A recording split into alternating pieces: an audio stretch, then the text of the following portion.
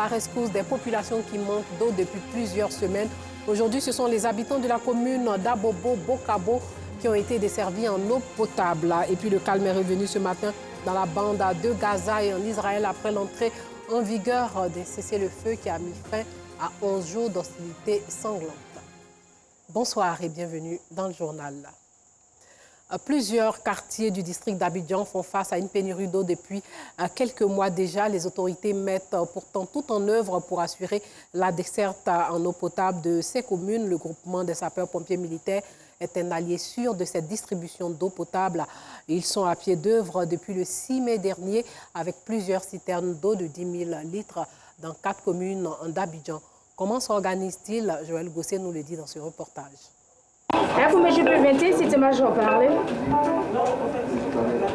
Rendez-vous pour assistance à la population.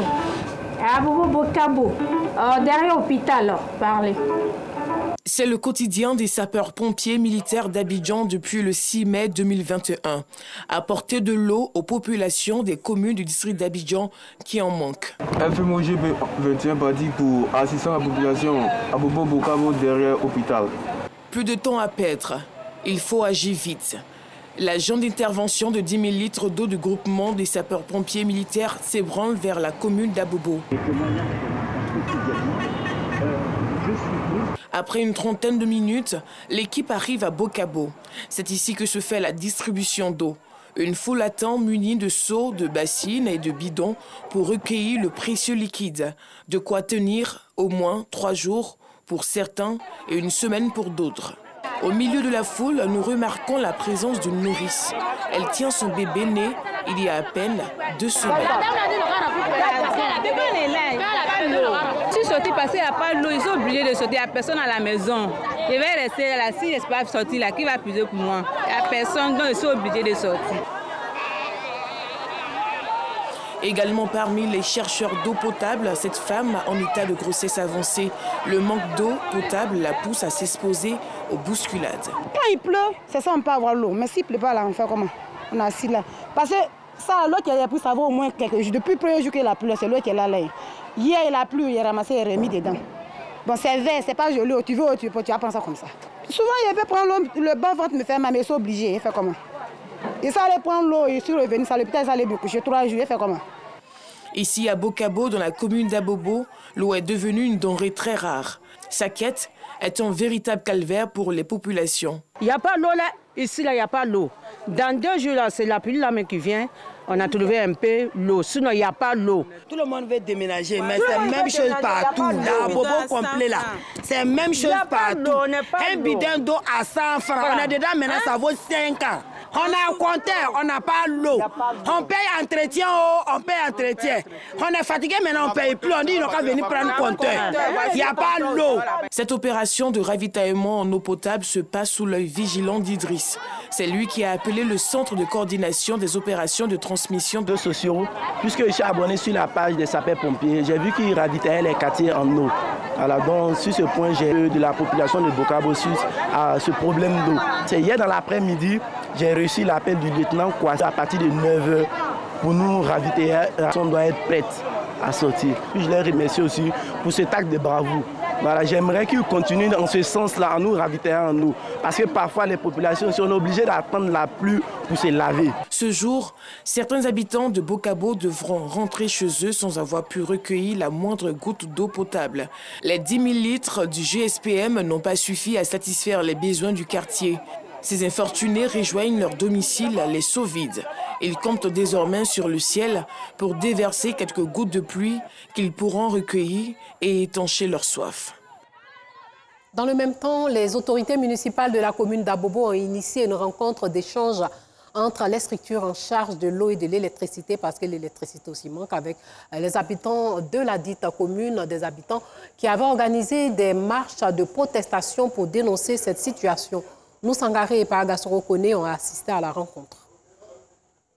Depuis quelques jours, l'eau a cessé de couler dans les robinets de certains ménages dans des quartiers de la commune d'Abobo. À cela s'ajoute le problème des rationnements de l'électricité. Une situation déplorée par population et autorités municipales. Nous constatons que la situation ne s'améliore pas. suffisamment aux yeux de nos concitoyens qui régulièrement organisent des marches pour réclamer de l'eau dans les robinets. Nous enregistrons d'autres activités. Pour rassurer les habitants de cette cité, l'énergie s'est rendue dans la dite cité pour une rencontre d'échange et d'information.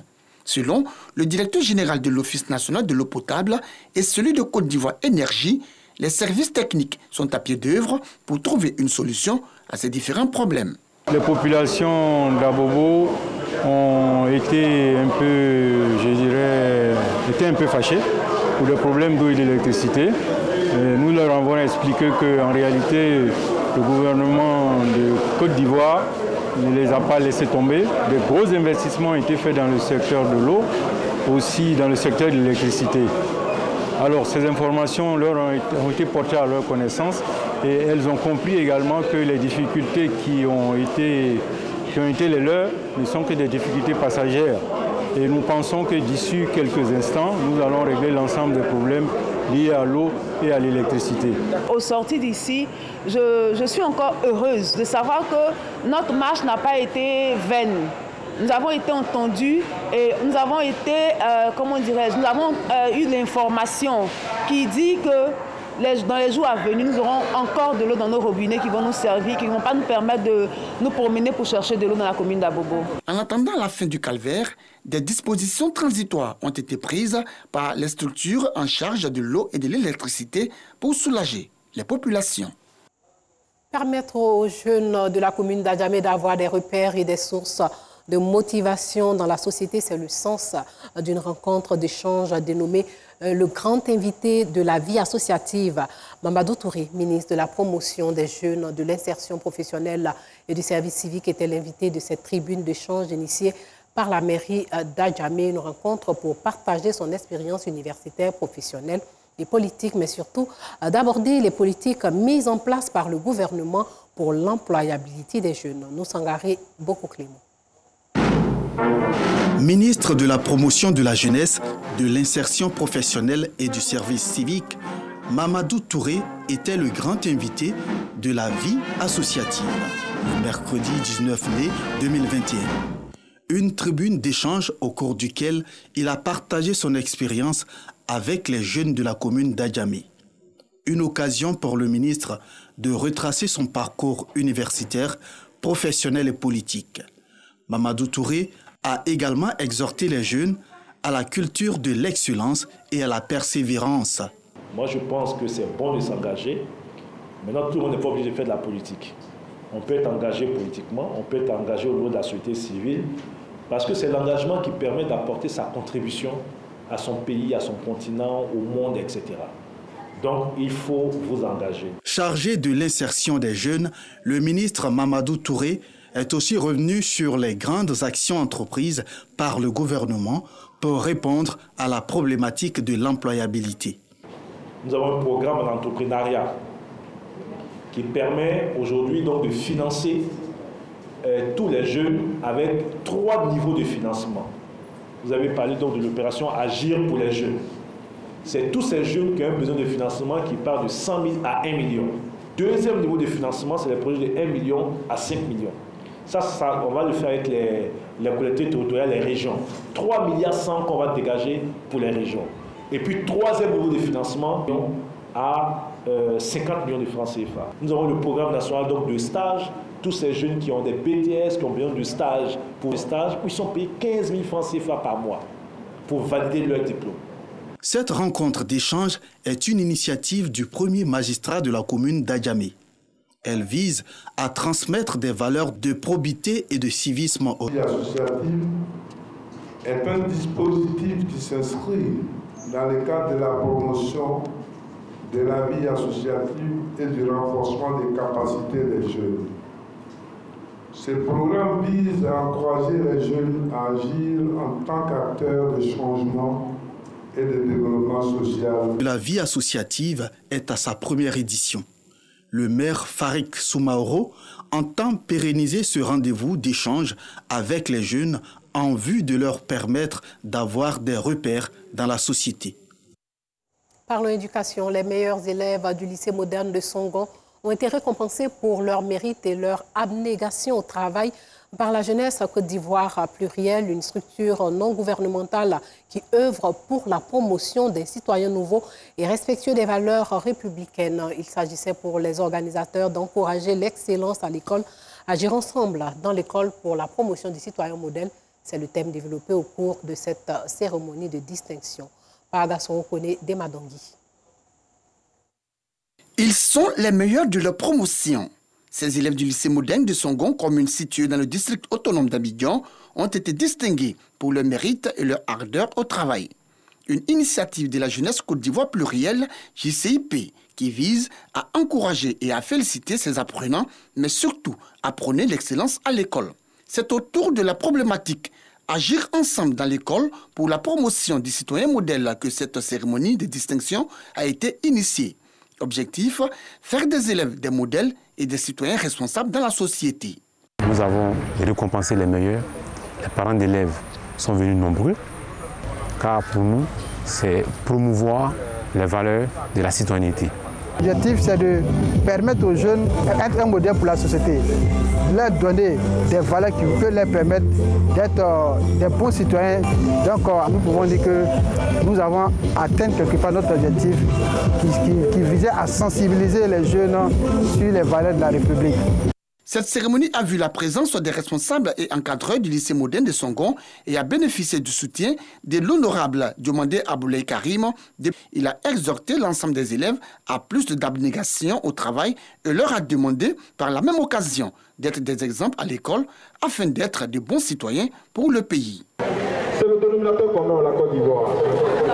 La Côte d'Ivoire est très riche, la Côte d'Ivoire est très belle. Il faudrait que nous nous organisions, indépendamment de nos différences qui sont des richesses, toute la Côte d'Ivoire pour en faire ce qu'elle est déjà en Afrique occidentale, l'un des pays les mieux vivus. C'est pourquoi nous disons merci à ces enfants. Le message des responsables de la jeunesse Côte d'Ivoire plurielle, JCIP, des responsables du lycée moderne de Songon et du parrain, fort apprécié par les apprenants. Cette action est une bonne action parce que ça nous a permis de savoir les actions que nous devons poser de la nouvelle de la société pour être un professeur, de ne pas être distrait en classe et d'avoir de bons résultats scolaires. La jeunesse Côte d'Ivoire plurielle, JCIP, sa mission, rassembler, contribuer à la paix et à la cohésion entre les différents acteurs du système éducatif, mais aussi contribuer à la paix et à la stabilité en Côte d'Ivoire. Sachez que le marché d'Adjamé Roxy est parti en fumée ce matin. Selon des sources présentes sur place, les sapeurs-pompiers militaires sont arrivés sur les lieux quelques instants après et ont circonscrit le feu. Les flammes ont fait de nombreux dégâts. Pour l'heure, aucun bilan officiel n'a été établi par le groupement des sapeurs-pompiers militaires. Hors de chez nous, le parti du sénateur libérien Prince Johnson a qualifié de parodie de justice la réaction américaine condamnant l'élection de cet ancien chef de guerre à la présidence de la commission de défense du Sénat. L'élection mardi de Prince Johnson à ce poste a eu lieu en pleine résurgence du débat sur l'établissement d'un tribunal pour les crimes commis lors des deux guerres civiles 1989, 1997 et 1999-2003 et sur son implication dans la première. Prince Johnson, sénateur depuis 2006, ancien candidat à la présidentielle et par ailleurs prédicateur évangélique, est accusé de la mort de centaines de civils.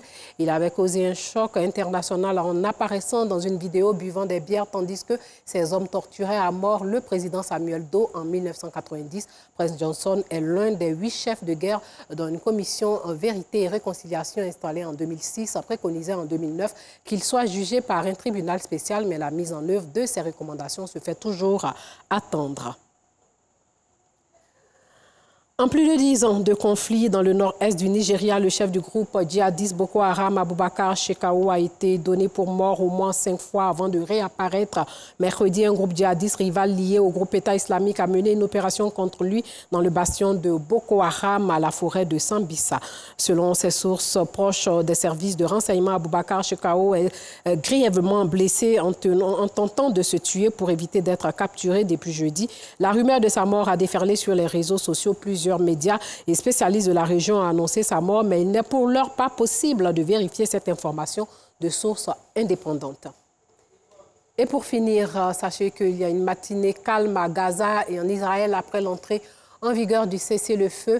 Pas d'avion de combat dans le ciel et pas d'alerte à la roquette. Le calme est revenu ce matin dans la bande de Gaza et en Israël après l'entrée en vigueur, comme je le disais, d'un cessez-le-feu qui a mis fin à 11 jours d'hostilité sanglante. Fin de ce journal, portez-vous bien.